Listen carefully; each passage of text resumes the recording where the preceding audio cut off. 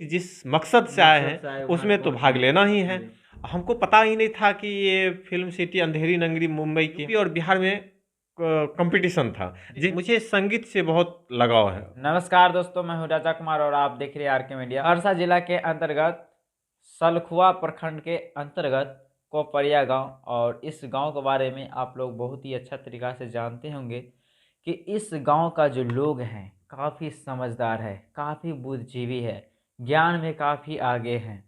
और वैसे ही समाज में आज हम पहुंचे हुए हैं और वैसे ही समाज के एक व्यक्ति से आपको मिलवाने के लिए जा रहे हैं जिन्होंने अपने जीवन में, अभी तक के जीवन में काफ़ी स्ट्रगल किए हैं, काफ़ी संघर्ष किए हैं।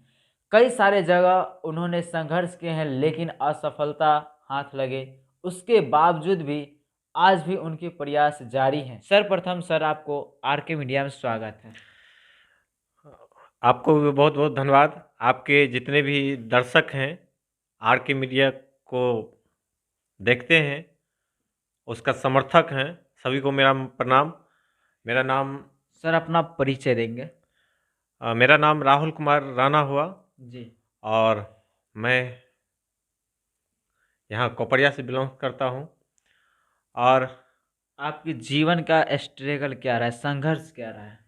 देखिए, मेरी जीवन की स्ट्रगल की पूरी लंबी कहानी हो गई है, एक ग्रंथ बन गया है। अच्छा। पहले जिस समय मैं छात्र जीवन में था तो उस समय से मुझे संगीत से बहुत लगाव है, रहा है बचपन से ही। और इसी के संदर्भ में मैं पढ़ाई करने के साथ साथ संगीत से भी जुड़ा रहा। इसके लिए मैंने, जिस समय मैं पटना में रहता था, उस समय एक भोजपुरी चैनल का आया था सुर संग्राम कार्यक्रम। जी जी।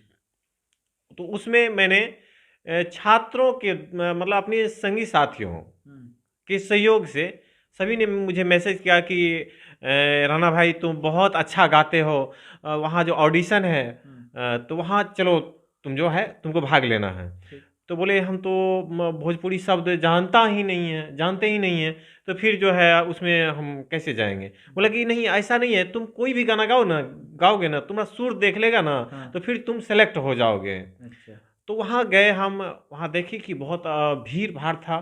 फिर भी मुंबई गए थे क्या? नहीं, पहले पटना की बात अच्छा, है, पटना पटना गए। सिटी में ऑडिशन था। अच्छा। तो वहाँ जो है हम सेलेक्ट हो गए।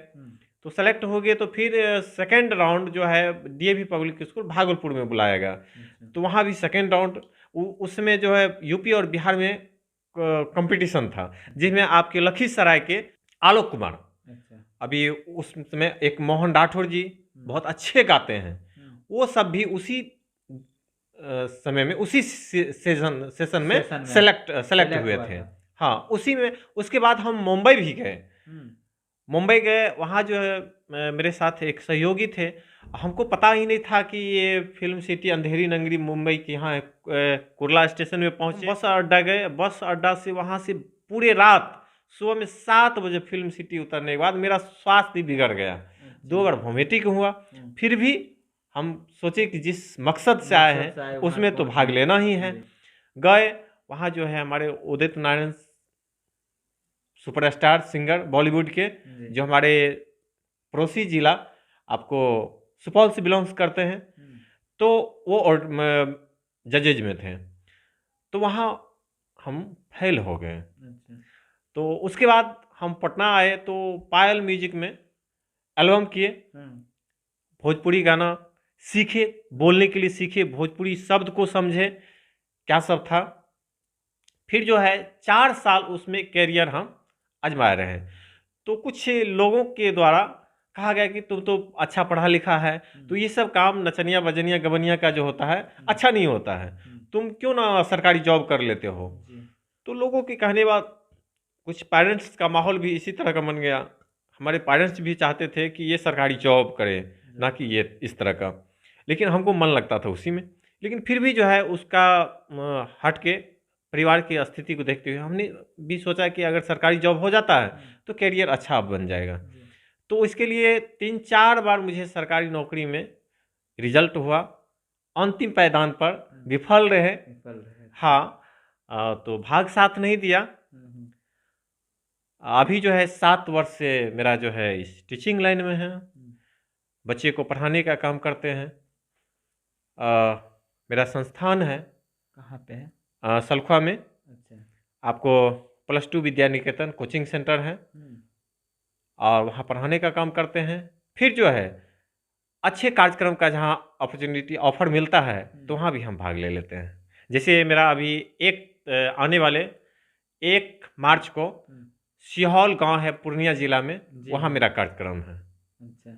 वहाँ जो है एक शादी रिसेप्शन है, उसमें मेरी पूरी टीम जाएगी और वहाँ गज़ल का कार्य। मेरी अंदर आत्मा हिम्मत नहीं हारी है जी।